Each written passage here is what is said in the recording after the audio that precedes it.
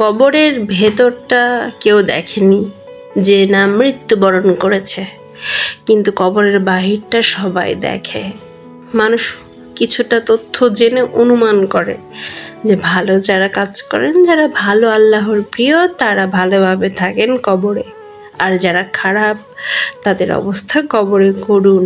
কিন্তু আপনি কি জানেন কবরের শাস্তি থেকে নিস্তার পাওয়া ভাগ্যের ব্যাপার?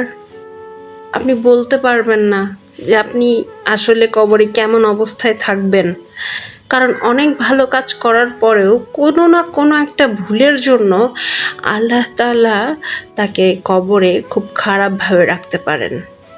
আবার অনেক পাপ করার পরও কোনো একটা ভালো কাজের বিনিময়ে আল্লাহ তাআলা তাকে কবরের জীবন অনেক সুন্দর করে কাটিয়ে দিতে পারেন।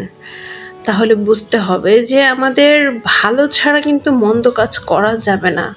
কেউ কবরের জীবনটাকে নিয়ে না ভাবে না। গভীরভাবে যদি ভেবে দেখেন যে কবরের জীবনে কিন্তু আমরা খুবই অসহায়, তাহলে হয়তো পৃথিবীতে মানুষ এত পাপাচারে লিপ্ত হতে পারতো না।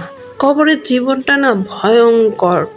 দুনিয়াতে কিছুই দেখেননি, কিছুই জানেন না, কিছুই বোঝেন না, এমন কিছু অসম্ভব জীবনই কবরের জীবন।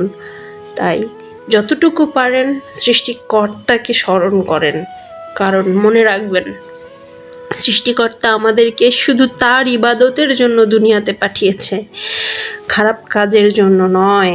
অথচ আমরা এত পাপী, আমরা খারাপ কাজেই বেশি মনোনিবেশ করি। আল্লাহ তাআলা আমাদের সকলকে বোঝার তৌফিক দান করুন। আল্লাহ সহজ করে দিক সবার অন্তর।